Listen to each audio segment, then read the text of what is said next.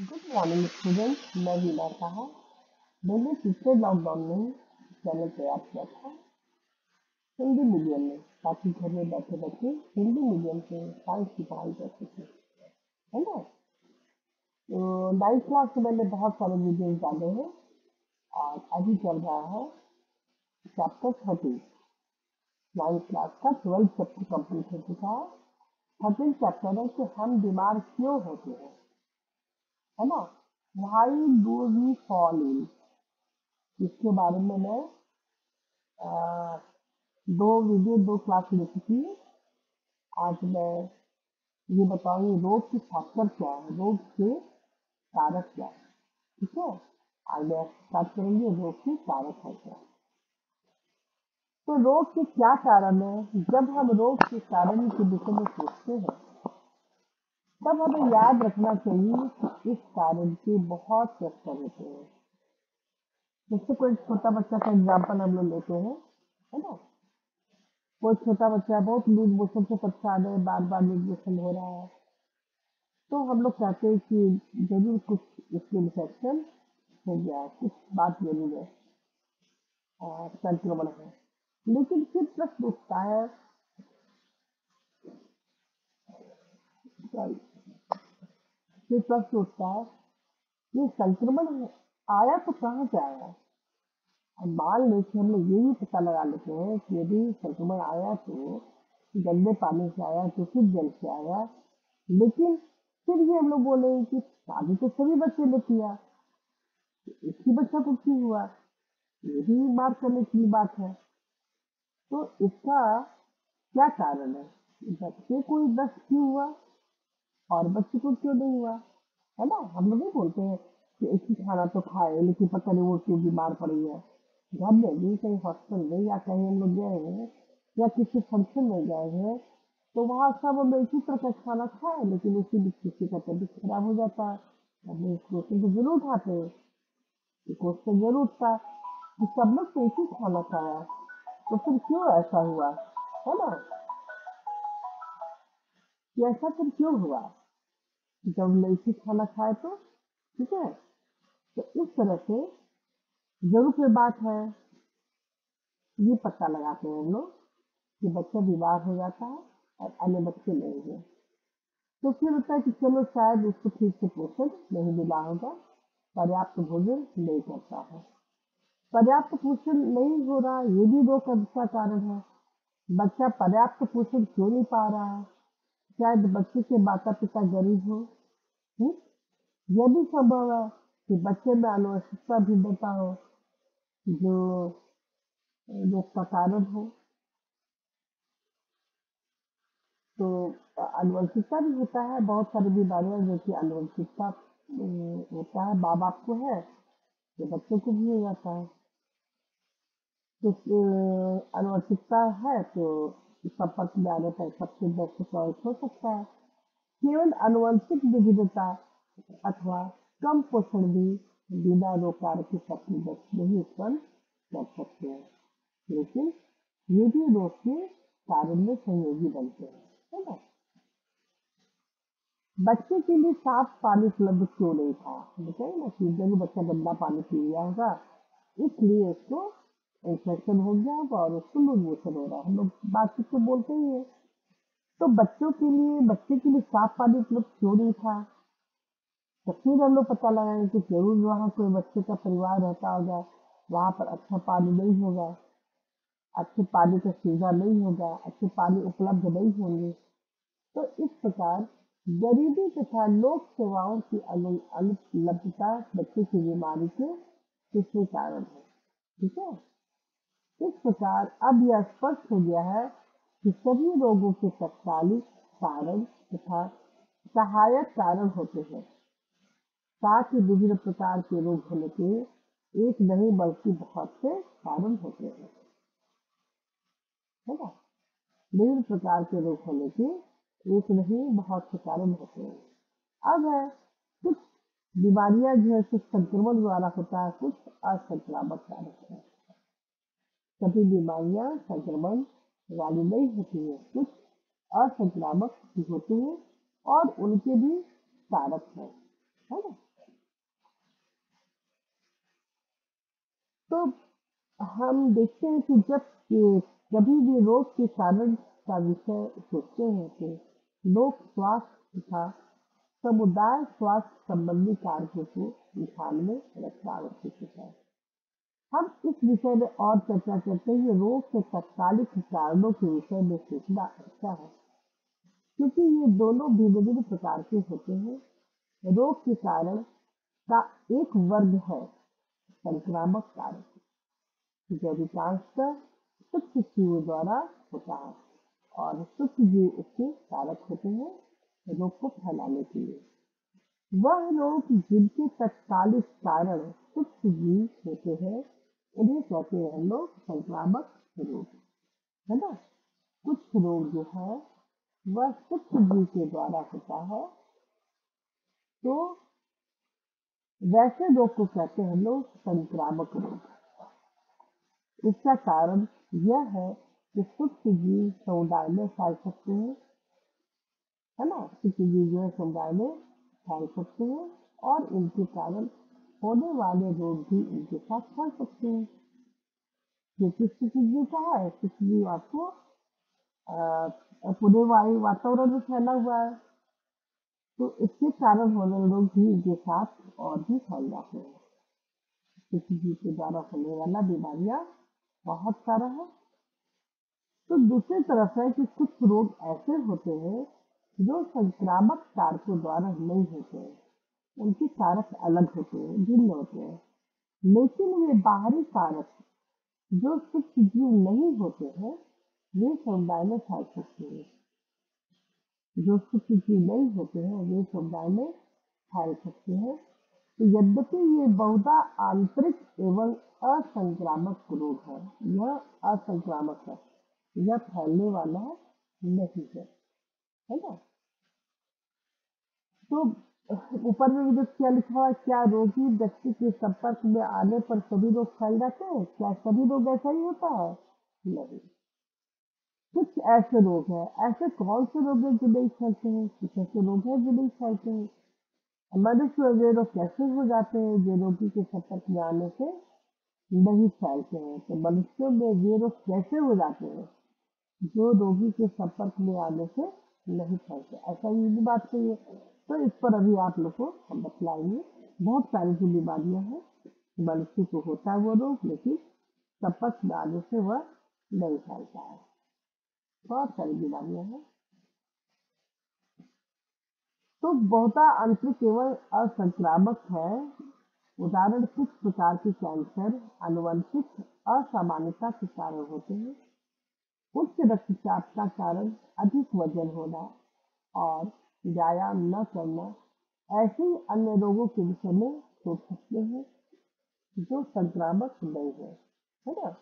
ये संक्रामक नहीं है कि रक्तचाप बहुत बढ़ा हुआ है तो दूसरे को भी होगा, ये ऐसा नहीं है।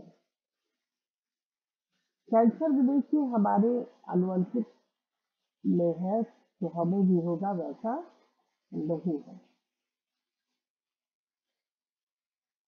कुछ चीज़ के बारे में भी हम लोग पढ़ लेंगे तो थोड़ा सा देख लेंगे कि क्या लिखा हुआ है ना।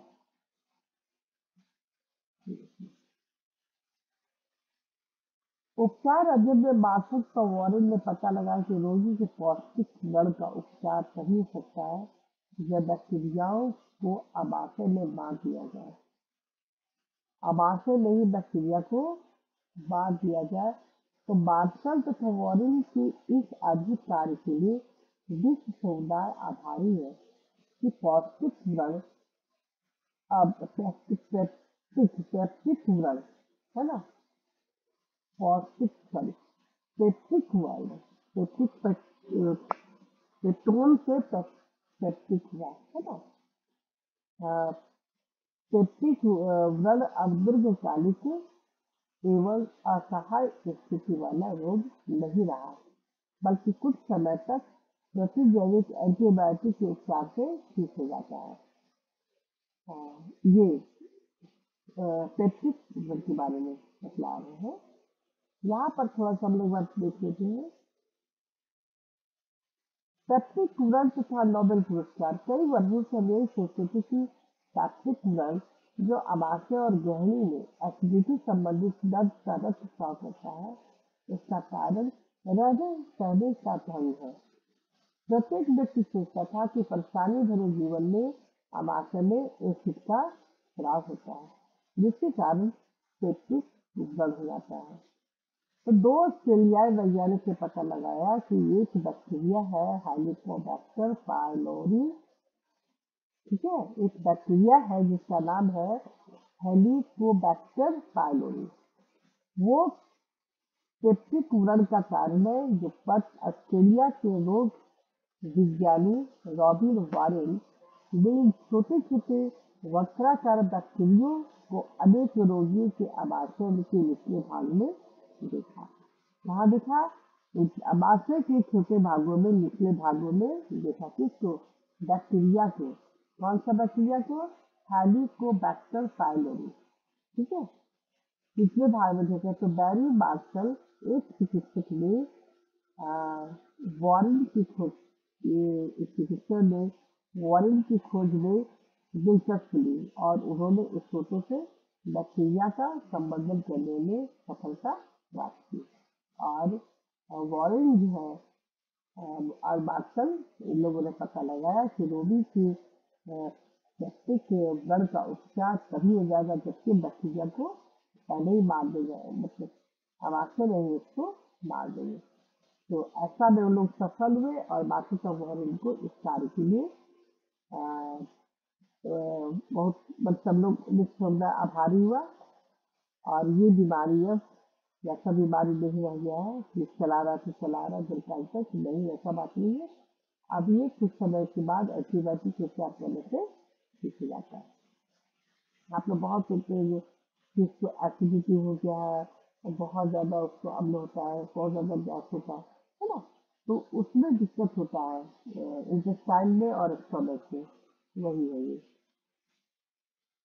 तो रोग के फैलने के तरीके और इस खोज के लिए मार्शल और वॉरेन को पुरस्कार मिला। शरीर क्रिया विज्ञान तथा औषधि के लिए सन 2005 में संयुक्त रूप से नोबेल पुरस्कार दिया, है ना।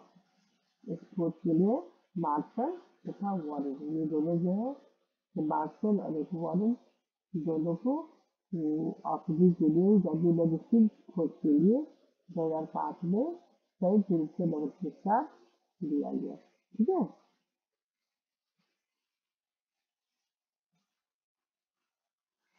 अब है कुछ क्वेश्चन है कि निम्नलिखित में से किसके लंबे समय तक रहने के कारण आप समझेंगे कि आपके स्वास्थ्य पर बुरा प्रभाव पड़ेगा, है ना। किस पर समझेंगे कि आपके स्वास्थ्य पर बुरा प्रभाव पड़ेगा? तो संक्रामक रोग, यदि आप पीलिया रोग से ग्रस्त हैं, या यदि आपके शरीर पर जू है, या यदि आपके रहने मुहासे से आप ग्रस्त हैं।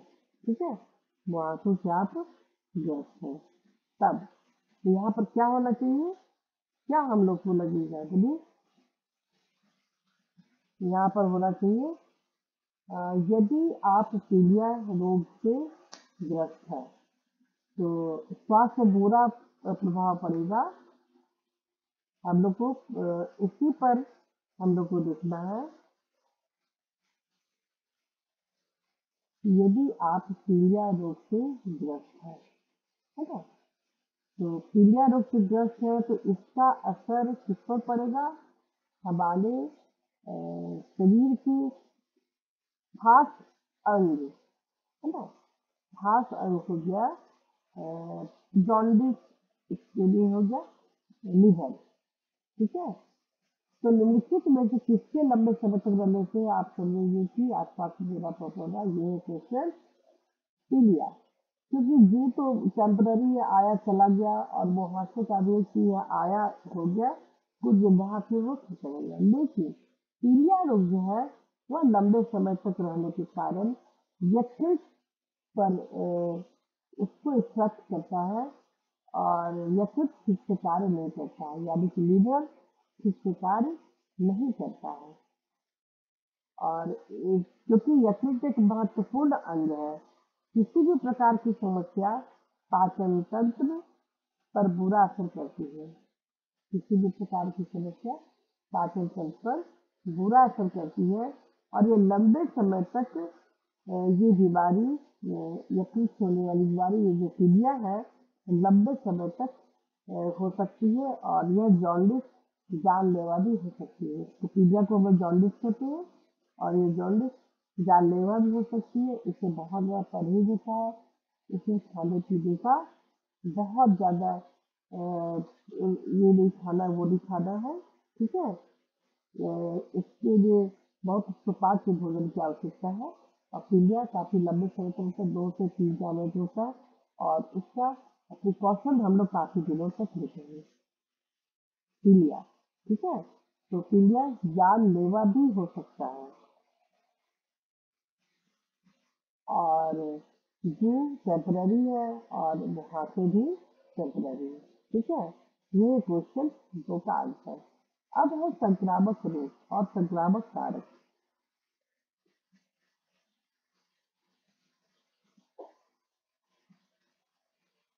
संक्रामक रोग और संक्रामक कारक। सजीव जगत की संपूर्ण विविधता को कुछ वर्गों में विभाजित किया जाता है कि विभिन्न जीवों का वर्गीकरण कुछ सामान्य गुणों के आधार पर होते हैं। कुछ सामान्य गुणों के आधार पर हम लोग करते हैं। रोग उत्पन्न करने वाले जीव इनमें अनेक वर्गों के अंतर्गत आते हैं। उनमें से कुछ वायरस है, कुछ बैक्टीरिया है, कुछ फंजाई है, कुछ प्रोटोजोआंस है ना। तो और अलग अलग से अलग अलग कई तरह की बीमारियां होती है। कुछ रोग बहुकोषीय जीव जैसे अनेक प्रकार के कीड़े से भी होते हैं। तो सूक्ष्म जीव जो है वो वायरस, बैक्टीरिया, फंजाई और एक कोषीय जंतु प्रोटोजोआ, ठीक है। और कुछ रोग बहुकोषीय जीव द्वारा होता है, वो है कृमि। वायरस से होने वाले सामान्य रोग जो है, यानी कि विषाणु से होने वाले सामान्य रोगों में खांसी है, जुकाम है, सर्दी है, इन्फ्लुएंजा है, डेंगू बुखार है तथा एक कुछ रोग जो है जैसे कि टाइफाइड, जिसे बैक्टीरिया द्वारा होता है और वायरस से होने वाला है खांसी, जुकाम, इन्फ्लुएंजा, डेंगू फीवर, एड्स, है ना। और भी बहुत सारा, पोलियो भी वायरस से होता है। लेकिन ये सब सामान्य रोग है, खांसी सर्दी होना, इन्फ्लुएंजा होना, डेंगू बुखार होना। और एक तो आप लोग जान ही रहे हैं, साधारण बीमारी नहीं है। कुछ लोग जैसे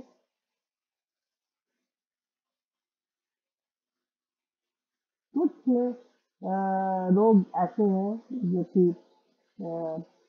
बैक्टीरिया द्वारा भी होता है। बहुत सारा जो है बैक्टीरिया द्वारा हो रहा है, जैसे हैजा कॉलरा हो गया, टीबी हो गया, एंथ्रेक्स है, टाइफाइड है। टाइफाइड बुखार भी है वह होता है बैक्टीरिया द्वारा, जीवाणु के द्वारा, है ना। तो बहुत से सामान्य त्वचा रोग है, ये होता है फंजाई द्वारा, यानी जिसको कवक हम लोग बोलते हैं। और प्रोटोजोआ से भी बहुत सारा बीमारियां होता है, जैसे मलेरिया, कालाजार नमक रोग होता है। मलेरिया, कालाजार नमक बुखार जो होता है वो होता है प्रोटोजोआ से। प्रोटोजोआ के द्वारा उनका जो रहता है वो कुछ कीटों द्वारा कुछ कीट से वहां का काम करते हैं और उससे हमारे शरीर पर असर पड़ता है। फिर है, हम आंत्र कृमि संक्रमण से परिचित हैं। कृमि हमारे शरीर में है, आंत्र में कृमि संक्रमण से परिचित है। इसी प्रकार एक छिलपाव बीमारी होती है। छिलपाव नामक बीमारी रोग भी ये भी कृमि की विभिन्न स्थिति द्वारा होता है ना। छिलपाव जो है वह कृमि की विभिन्न स्थिति द्वारा होता है। ये क्यों महत्वपूर्ण है कि हम संक्रामक कारकों को इन वर्गों के विषय में सीखते हैं, है ना। संक्रामक कारकों के इन वर्गों के विषय में सीखते हैं। इसका उत्तर यह है कि ये वर्ग उपचार की विधि निर्धारित करते हैं और इन वर्गों में प्रत्येक सदस्यों के जैविक गुणों में समानता है, जैविक गुणों में समानता है, जैसे वायरस और बैक्टीरिया, है ना। एग्जाम्पल लेंगे, सभी वायरस परपोषी की कोशिकाओं में रहते हैं, लेकिन बैक्टीरिया में ऐसा नहीं होता है। वायरस, बैक्टीरिया तथा फंजाई में गुणन अत्यंत तेजी से होता है। वायरस में, बैक्टीरिया में और फंजाई में, उनमें जो गुणन होता है बहुत तेजी से होता है। दिन गुना रात से गुना तरह का उनमें गुणन होता है। ये वाला अभी आप लोग को बतला दीजिए, प्लस में है ना। गुणन जो है तेजी से होता है, इनमें मल्टीप्लिकेशन बहुत ज्यादा होता है। बताइए चित्र देखिए, संक्रमित कोशिका से बाहर निकले हुए SARS बैक्टीरिया चित्र में तीर द्वारा इंगित किया गया है। चित्र में सफेद रेखा 500 नैनोमीटर माप को दर्शा रही है।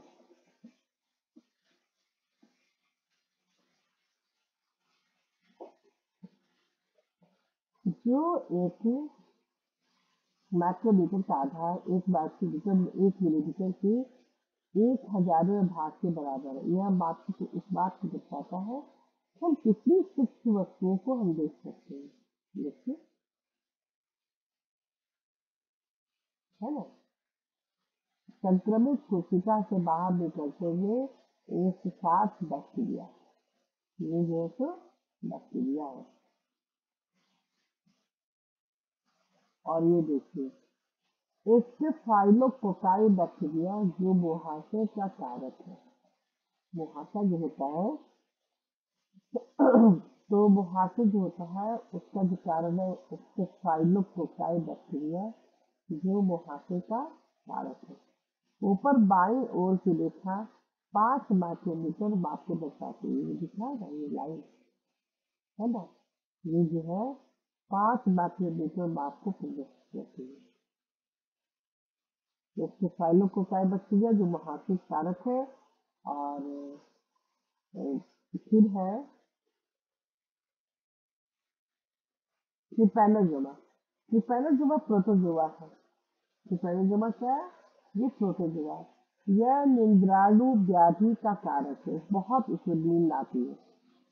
यह निंद्राणु व्याधि का कारक है। ट्रिपैनोसोमा को कस्तूरी नुमा लाल रक्त कोशिका के साथ प्रदर्शित किया गया है ना। ट्रिपैनोसोमा को लाल रक्त कोशिका के साथ प्रदर्शित किया गया है, जिससे उसके आकार का पता चल सके। उसके आकार का पता चल सके। और जिसके आकार का पता चल सके, कॉपीराइट यानी डुप्लीकेट बताया गया। और record health and science university US से लिया गया है ना। कॉपीराइट किया मैंने वहां से लिया गया है। और ये है लिस्टमेनिया। ये है लिस्टमेनिया। इससे क्या होता है? काला जार नामक एक बीमारी होती है। काला जार बुखार है, वह व्याधि कारक प्रतिक्रिया। यह जीव अंडाकार तथा प्रत्येक में एक चाबुक नुमा संरचना होती है। विभाजित होते जीव को तीर द्वारा दर्शाया गया है। विभाजित होते समय तीर द्वारा दर्शाया गया है ना। तीर के द्वारा देखिए, तीर के द्वारा दर्शाया गया है। क्या नाम है इसका? लिस्टमेनिया। इससे क्या होता है? कालाजार नामक बीमारी। कालाजार बुखार है, जैसे मलेरिया है ना, उसी तरह कालाजार में एक भयंकर बुखार है, भयंकर बीमारियां है।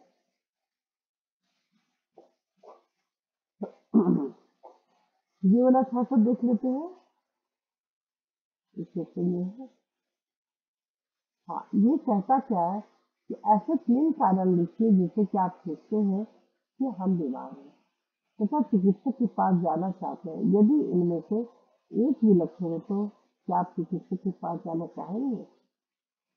इसी के बारे में क्या था, तीनों बतला गया था ना। यही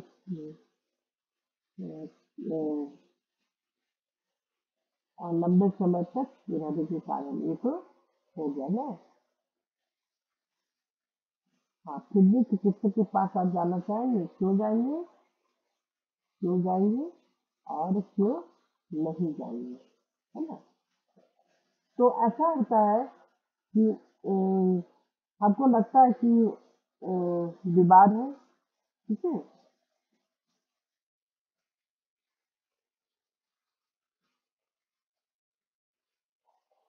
ऐसा लगता है कि चिकित्सक के पास जाना चाहते हैं, इनमें से ये लक्षण होते हैं कि आप जाना चाहेंगे। तो लक्षण देखिए, लक्षण कुछ भी दिख सकता है ना। लक्षण जो है बीमारी का कुछ भी हो सकता है। कुछ खाना पीना अच्छा नहीं लगना, चाहे ठीक से भूख नहीं लग रहा, या बहुत कमजोरी लग रहा हो, ज्यादा कमजोरी लग रहा है तो फिर हमको चलने का मन नहीं करता हो, टहलने का मन नहीं करेगा, कुछ अंग और अंग तंत्र ठीक से कार्य नहीं करते हैं, और शरीर किसी का शारीरिक कष्ट हो, तो यदि हमें ऐसा अनुभव हो तो डॉक्टर के पास अवश्य जाना चाहिए, चाहे हम दवा लें या न लें, है ना। अब दवा ले चाहे नहीं ले, लेकिन हमको चिकित्सक के पास जाना चाहिए कि हम बीमार हैं। हम्म, होता है कि कभी सर में बहुत दर्द है और बहुत थकान लग रहा है, बहुत कमजोरी लग रहा है, अब कुछ अंग जो है सो ठीक से लगता कार्य नहीं कर रहा है, ऐसे में हमको डॉक्टर के पास जरूर जाना चाहिए, क्योंकि शरीर में अगर कष्ट है, क्या है, वो डॉक्टर के पास जाने से पता चलेगा, और उससे दूसरे अपने लक्षण को बता सकते हैं कि ऐसा लक्षण मेरे साथ हो रहा है ना। और यहाँ पर एक लिस्टीमिया है, और सार्स बैक्टीरिया, ट्रिपैनोसोमा, जिसे निग्रानो व्याधि बीमारी होती है, इससे ट्रिपैनोसोमा से, और सार्स बैक्टीरिया से ये हो गया। फिर मुहासों का है, स्टेफाइलोकोकाई बैक्टीरिया 13th बी, हाँ, स्टेफाइलोकोकाई बैक्टीरिया, और उधर है लिस्मानिया, जिससे होता है कालाजार। तो इतना कुछ बीमारियों का नाम हम लोगों को याद करके रखना होगा कि कालाजार किससे होता है, मलेरिया किससे होता है, किसकी पेलरजमा से क्या होता है, सांस से क्या होता है, वायरस से कौन कौन सी बीमारियां होती है। तो ये कुछ बीमारियां जो है वो हम लोग को याद करके रखना होगा। फिर है गोल पीली एक्सपेरिटी, ये है राउंड वर्म, इसको कहते हैं राउंड वर्म। एक्सपेरिट लुम्ब्रिकॉइड, एक्सपेरिट लुम्ब्रिकॉइड या छोटी आंतों पाई जाती है। 4 सेंटीमीटर के स्केल की माप एक व्यस्त गोल पीली के आकार के अनुमान के लिए है ना। तो अभी जब उसकी तुलना करते हैं तो देखते हैं कि तुलनात्मक रूप में कृमि में गुणन बंद होता है, हाँ, बहुत कम होता है। जैसे कि वायरस बैक्टीरिया और सब बतला के ना, दिन गुना रात से गुना करके उनमें वृद्धि होता है। यहाँ पर देखिए, बैक्टीरिया में, वायरस में, फंजाई में गुणन अत्यंत तेजी से होता है, बतला के ना। लेकिन जब इसका उल्टा है कि इसमें गुणन जो है सो बहुत धीरे धीरे होता है। तो वायरस की अपेक्षा अधिक निकट होते हैं। वर्गीकरण के अनुसार वर्गीकरण के अनुसार सभी बैक्टीरिया एक दूसरे से वायरस की अपेक्षा अधिक निकट होते हैं, ऐसा वायरस में ही होता है। अब इसका अर्थ यह है कि अनेक जैव प्रक्रियाएं सभी बैक्टीरियाओं में समान होती है, लेकिन वायरस वर्ग से भिन्न होती है, ठीक है। तो आज हम इतना ही रहने देते हैं, और इसको कल से थोड़ा सा और मैं बतला दूंगी, गोल चीजें तक रहने देते हैं। ये गोल त्रिज्यीय राउंड वर्ग जो है वह हमारे छोटी आंत में पाया जाता है। इसे स्पिरिट लुब्रिकॉइड्स कहते हैं, है ना। सबके शरीर में पाया जाता है ये छोटी आंत में। तो आज इतना ही रहने देते हैं। इसको आप लोग पढ़िए, समझिए, जहाँ नहीं समझ में आएगा कमेंट कीजिएगा, मैं आपको फिर से बतलाऊंगी।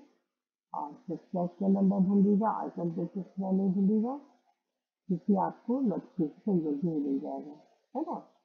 तो ठीक है, तब तक के लिए गुड बाय। और फिर नेक्स्ट वीडियो में हमारा नेक्स्ट वीडियो यहाँ से फिर स्टार्ट होगा, है ना।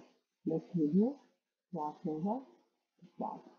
ठीक है, तब तक के लिए थैंक यू, बाय बाय।